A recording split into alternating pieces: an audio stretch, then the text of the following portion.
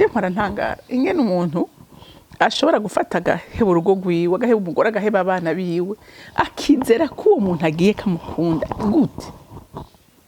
Azi neza ko ufise urundi rugo quelque part, azi ko ufise abana hano, none yoba gukunda gute?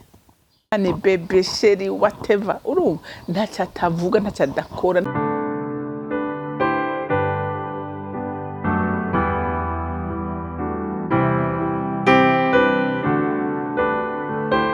Bakunzi bahora CANAAN TV, ni umunezero kandi gusubira guhura namwe ngo tuganire ijambo ry'Imana. Ariko imbere ko dutangura kuganira, reka tubanze dusenge. Nta usa nawe muremyi w'ijuru n'isi, nta uringaniye nawe muvyeyi mwiza, uwo vyagiye ahera hahera cyane. Ndagushimira ko twitwararika iminsi yose mu nyigisho y'ijambo ryawe. Ijambo ryawe ni itara rimurikira ibirenge byacu. Mwami Imana, nico gituma n'aka kanya nsenga nsaba ngo Mpwemu Yera akomeze kutwigisha no kutuyoborera mu nzira nziza, kugira ngo dushobore gukora ibikorwa byiza biguhimbara nk'Imana. Uri Imana yanka icaha ariko ntiwanka umuntu Mana, nico gituma uguma umukebura kugira ngo agaruke mu nzira nziza. Ndagushimiye kandi ndakuninahaje, icubahiro cyose kibi cawe mu izina rya Kristo Yesu senze nizeye ko vyumvise. Amen, amen. Je twaraganiriye ku ijambo rivuga ngo umunyabwenge arahiriwe ko yemera kwigishwa, n'ubu turacakomeza kwigishwa. Turabe ibintu Imana yanka. Imana yaranka ikintu citwa ubusambanyi, ni igisesema ku Mana. Rero umuntu w'Imana ukirinde, kuko ni ikintu kibi, ni ikintu kibi Imana yanka urunuka. Uyu munsi ndashaka dusoma ahantu harehare kugira utege ugutwi wumvirize, nturambirwe no kumva iri jambo ngomba gusoma, ko ndazi ko hariho abantu benshi usanga badakunda gusoma ijambo ry'Imana. Dusome mu Migani igice cya 5, turasoma kuva ku murongo wa mbere dushikane ku murongo wa 23. Wihangane wumvirize, ndazi kuza gukuramwo inyigisho ikomeye. Ngo kwirinda ubusambanyi, mwana wanje shira umutima ku bwenge bwanje, tega ugutwi uburyo bwanje bwo gutahura, kugira ngo ugumye amakenga n'iminwa yawe izigame ukumenya. Kuko iminwa y'umugore w'ikigenzi itonyanga nk'ikimamara c'ubuki, kandi akanwa kiwe kanyerera kurusha amavuta ya elayo, ariko iherezo ryiwe rirarura nk'umururazi, rikarishe nk'ubugi bw'inkota. Ibirenge vyiwe bimanuka mu rupfu, intambuko ziwe zimushikana ikuzimu, bituma atabona inzira isenye y'ubugingo. Ingendo ziwe ziradandabagirana, kandi ntazi yaja. None rero bana banje nimwumve, ntimukave ku majambo y'akanwa kanje, uzomuce kure, kandi ntiwegere umuryango w'inzu yiwe. Ntiwihe abandi ngo bonone igikundiro cawe, narubura kigongwe ntumumarire ko imyaka yawe. Abanyamahanga ntibagahage ivyawe, kandi ibyo waruhiye ntibikaje mu nzu y'uwundi.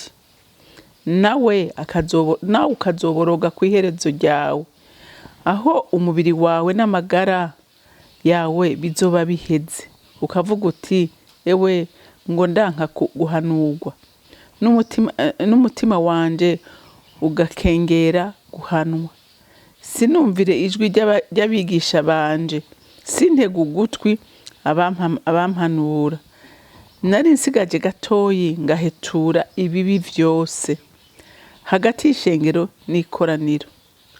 Unywe amazi yo mw'isoko yawe wiharije, n'amazi atemba yo mw'iriba ryawe. Mbega imigezi yawe yosabagira hose, n'inzuzi z'amazi zosabagira mu nzira. Nibibe ivyawe ubwawe, ntubisangire n'ivyigenze. Isoko yawe igire umugisha, kandi unezererwe umugore wo mu buto bwawe, nk'impongokazi y'urukundo n'ingeregere y'igikundiro. Amabere yiwe akubumbe ibihe vyose, kandi wame uhimbagwa n'urukundo rwiwe. ni giki cotumaga mwana wanje uhimbagwa n'umugore w'icigenze ukagwa mu gikiriza c'utari wawe, kuko ingendo z'umuntu ziri imbere y'inyunga z'uhoraho, kandi asena inzira ziwe zose. Umunyavyaha kugabitanya kwiwe bwite niko kuzomufata, azodonuzwa n'iminyororo y'icaha ciwe, azopfa azize kudahaha kubw'ubupfu bwiwe bukomeye, azozimira. Imana idufashe. Murumvise iyi nyigisho dusomye muri iki gice cya 5 cyo mu migani. Murumva ingene uyu yari Salomo yariko arahanura abana biwe, ariko araduhanura twese uyu munsi ko twese biratwerekeye, ariko aravuga ibyo umuntu akwiye gukora kugira vy'ukuri agira amahoro, agira ubuzima bwiza, agira iherezo ryiza. Agira iherezo ryiza. Nk'umwana wanje ngo shira umutima ku bwenge bwanje, urumva, ariko arambwira ibi niko ndavuga ubishire ku mutima, ko twavuga nejo umunyabwenge ashira umutima kwigishwa, kandi ibyo yigishijwe bishire mu ngiro, ntibice mu gutwi kumwe ngo biserukire mu kundi amabigende. Ibyo wigishijwe bishire ku mutima. Haleluya. Iki jambo ry'Imana ribuza ukireke. Haleluya. Kuko ibintu byanditswe hano ni byahumetswe na mpemu w'Uhoraho. Haleluya. Yana amategeko ngenderwa ko ijuru, kandi uyagendeye ko ukabikora uko ijambo riko ryabivuga, n'ukuri ugira amahoro. Nasanze nta kintu kibaho kingana n'amahoro mw'isi. Urazi kubaho utagira amahoro mu rugo rwawe, urazi kubaho utagira amahoro mu bantu mubana, nakaga gakomeye. Urumva ngo tega ugutwi uburyo bwanje bwo gutahura, kugira ngo ugumye amakenga n'iminwa yawe izigame ukumenya. Urumva, gira amakenga, irinde ngo kuko iminwa y'umugore w'icigenze itonyanka kimamara c'ubuki. Urumva, umugore w'icigenze iyo ariko arakuvugisha, iyo ariko arakuraba, urumva, abafise target, abafise objectif agomba kugerako. Je mpora ntangara ingene umuntu ashobora gufata agaheba urugo rwiwe, agaheba umugore, agaheba abana biwe, akizera ko uwo muntu agiye kamukunda gute. Azi neza ko ufise urundi rugo quelque part, azi ko ufise abana hano, none yoba gukunda gute? Biko uyu munsi hamwe yoba atacu ufise umumariye, ese ubaza ko yoguma gukunda? Yoguma gukunda uko byibaza? Cyangwa akunda iby'umuha? Uba ugwaye, uba ukenye, akaguma ari inyuma yawe. Je narigeze kubona umugabo yafashe nabo umugore wiwe, afata umugore wiwe nabi, ajya mu bandi bakobwa, igitondo kimwe barafatana biracika urudubi, madame arasuzugurika hariya, igitondo kimwe aramuheba, yifatanira n'uwundi aramurongo, uwundi ashigara ajumarariwe. Mwavyumvise ngo kuko iminwa y'umugore w'icigenze itonyanka kikimamara c'ubuki, iyo akiguhara, iyo akikuronderamwe ibintu, arakuganiriza neza, ntacyo atogukorera, ntacyo umva, akora ibishoboka byose n'uburyo bwose, kugira ngo arabe ingene aganye umutima wawe. Ivyo ni vy'akanya gatoyi, ni moyena quelque chose. Sa ico kintu ntivyokunda. Ngo kuko iminwa y'umugore w'icigenze itonyanka kimamara c'ubuki, kandi akanwa kiwe kanyerera kurusha amavuta y'elayo. Yo akanwa kiwe kavuga amajambo meza. Urumva ibintu byose ni byiza, hane bebe sheri whatever. Urumva ntacyo atavuga, ntacyo adakora, ntacyo atogukorera. Umva nivyo utoronka iwawe arabigukorera, kuko ni utahise wigeze kuvuga ngo sike yijya ngo ni customer care. No kuvuga ko ni muri business iri kurarondera ko inyungu umuntu, ntacyo utomukorera, ntacyo utovuga. Iyo umukiriya yinjiye uramuvugisha neza, mugabo iyo atacu umukeneye ko ntusubira no kumwibuka. Nijya rero ni customer care. Haleluya. ngo ariko iherezo ryiwe rirura nk'umururazi rikareshe nk'ubugi bw'inkota. Kumva umuntu yamaze kugukambura, yamaze kukumara kutwawe, aragukambuye, aragutereye, aragukambuye, aragutereye, yaguteranije n'umugore, yaguteranije n'abana, yaguteranije n'abantu bose, ivyo yabiguheze aragutereye hariya, ugasigara umaramara n'amaka menshi tuzi. Hariho n'abapfa ntibagaruke no kubahamba kubera iminwa yabo iranyerera, n'abagome n'inzoka bacira ubumara, nawe ukararika ngo umunwa ngo n'umutwe ngo wakunzwe, kumba kunze yo pocket. Urumva we ntambuko ngo ibirenge vyiwe bimanuka mu rupfu, intambuko ziwe zimushikana ikuzimu, zimushikana ikuzimu. Nukuri umva, noneho ngira mwese murabizi, hariho abantu bapfa bagashika ikuzimu basuhuza umutima, bavuga ati ibi nabikoze kubera iki. Ejo hari umudamu twari ko turaganira, ambwira ngene umuvyeyi wabo yataye mama n'abana, abana 7 arabata, ariko bageze gukura akarira akagarondera ingene abagarukako, nta rukundo yigeze abaha. Yakurikiye inzu z'abamaraya zimutwara ikuzimu, akaja kurondera ibyo atigeze atanga. Ariko kwigishwa n'ivy'ikimazi gikomeye, kwigishwa n'ivy'ikimazi gikomeye. Haleluya. Ngo ibirenge vyiwe bimanuka mu rupfu, intambuko ziwe zimushikana ikuzimu, bituma atabona inzira isenye y'ubugingo. Mwavyumvise? Iyo umuntu yamaze guhuma amaso, inzira y'ubugingo, inzira y'ibyiza arayihusha, akagendera mu nzira y'umuzima bwiza, kuko abarongorwa na Satani mwenyewe ni wamurongora. Ariko urongorwa n'umuco w'Imana akora ibyiza. Haleluya, haleluya. Agira ubwenge butonze, amenya guhitamo ikibi n'iki, amenya ikintu cyose akora impact kizana mu buzima bwiwe no mu buzima bw'abiwe.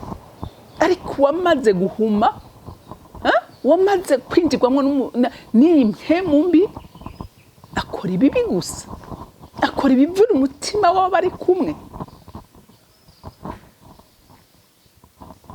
bituma atabona inzira isenye y'ubugingo. Ingendo ziwe ziradandabagirana kandi ntaziyaja, ubuzima bwiwe buri deséquilibre. None rero bane banje munyumve, ntimukave ku majambo y'akanwa kanje, ntimukave mu nyigisho ziri muri iki gitabo. Bantu b'Imana, iki gitabo cy'imigani muze mugikunde, kirimo ubwenge, kirimo inyigisho zikomeye, mube mugisoma.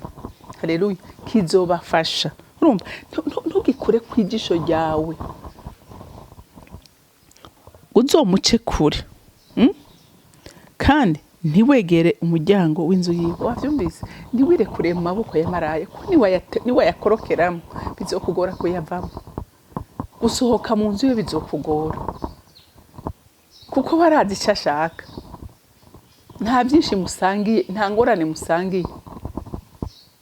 Ega haje umuntu musangiye ingorane, urumva rimwe na rimwe haraho bigorana, mugashobora no kuvugana nabi, mugabo wundi n'amajambo meza gusa, kuko abakeneye ivya kwega. Rero ngo ntimwegere, uzomuce kure, maraya uzomuce kure, kandi ntiwegere umuryango w'inzu yiwe. Ntiwiha abandi ngo bonone igikundiro cawe, narubura kigongwe ntumumarire ko imyaka yawe. Wabyumvise? Hariho abantu bagenda bakava yangaho hanze, bagahengera barasanga utatacu bakimaze, bakagaruka mu rugo. Igikundiro cawe baragihejeje, bagihereje hanze. Umwanya wo kunezererwa umuryango we waraheze, atanu kimukeneye, atacagishoboye, kabona aratashe, aragarutse. Barubura kigongwe baramwononye, barubura kigongwe baramukamvuye, asigaye ari gishifo. akagaruka ngo narubura kigongwe ntumumarire ko imyaka yawe wabyumvise ntumumarire ko iyo myaka y'ubuto bwawe yimarire ko Imana yaguhaye uwo wakunze uwo watoranije muri benshi. Haleluya. Ngo abanyamahanga ntibagahaga ibyawe kandi ibyo waruhiye ntibikaje mu nzu y'uwundi muntu. Wabyumvise amahera wirirwa urakora ijoro n'umurango uyasehera kwa mara yigura amazu ugura imiduga muhira atabihari ugabura inyama n'amafi muhira bajya ibiharage bizane mu rugo ngo ibyawe ntibimagwe n'abarundi. Abanyamahanga ntibagahaga ibyawe kandi ibyo waruhiye ntibikaje mu nzu y'uwundi, nawe ukazoboroga ku iherezo ryawe aho umubiri wawe n'amagara yawe bizoba biheze. Wavyumvise?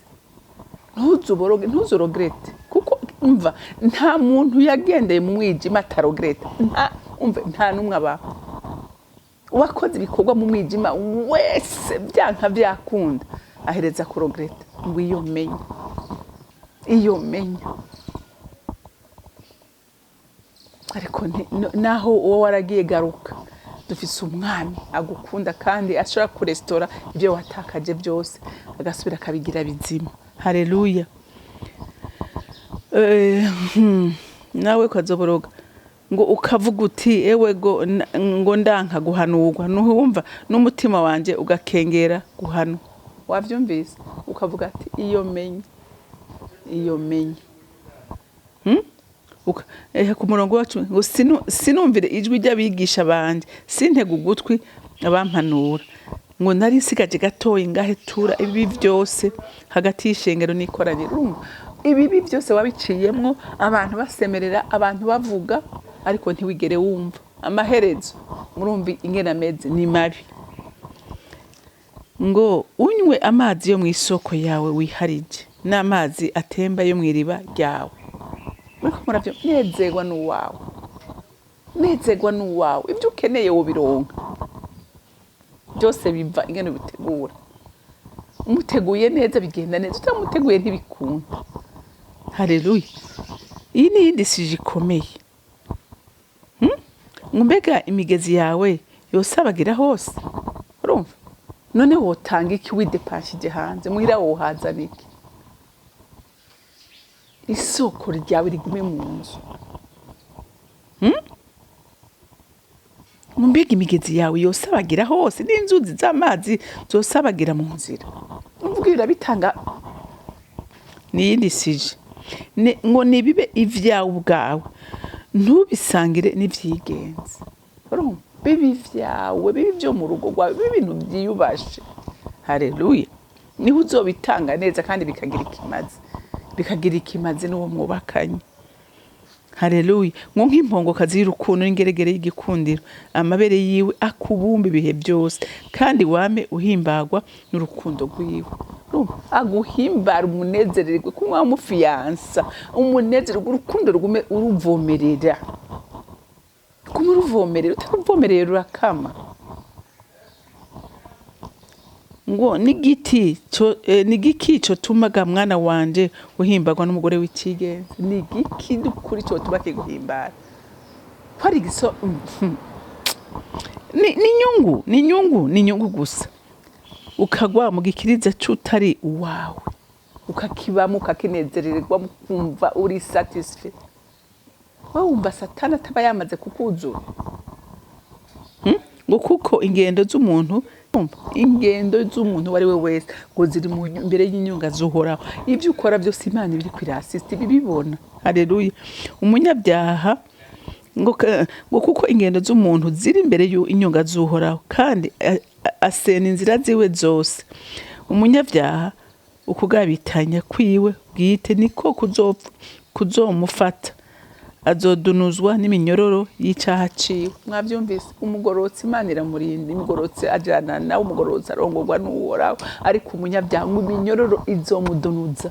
Haleluya. Iminyororo ngo izomudunuza y'icyaha ciwe hanyuma azopfa azize kudahaha kubwo ubupfu bwiwe bukomeye azozimira. Muravyumvise, umunyakibi arazimira, umunyakibi ntiyumva, umunyakibi ntiyigishwa, umunyakibi arongorwa n'umwasi, ariko umugorose arongorwa n'uhoraho kandi ibyiwe bikagenda neza. Muntu w'Imana, ndakwifuriza kurongorwa n'uhoraho, ndakwifuriza ko ibyo ukora byose ubikora ku bw'icubahiro cyawe n'ic'urugo rwawe. Ndakwifuriza kuroranirwa muri byose. Imana yo mu ijuru ibampera umugisha.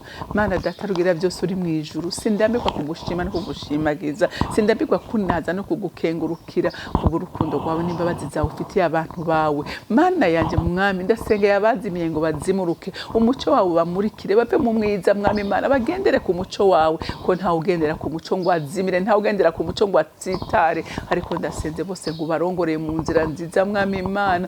Nukuri data, ni wowe ubishoboye, ni wowe ubishoboye, mpwemu yera ndakwinginga ugenda ukore ku mutima wa buri muntu wese uyamaze kuzimira, yumve uri kuradodora ku mutima wiwe, yihane agaruke, kuko Imana yacu iteze ibiganza iminsi yose ibitegeye abayigaruka ko bose bahinduke kandi bahindukire, bubake ingo zabo, bazikunde, bakunda abana babo. Amahoro n'umugisha wawe biganza abana bawe. Ndagushimiye kandi ndakuninahaje, icubahiro cyose kibi cyawe mu izina ryawe gera Yesu Kristo umwami wanje, senze nizeye kuvyumvise. Amen, amen. Mwarahezagiwe, mugire umunsi mwiza.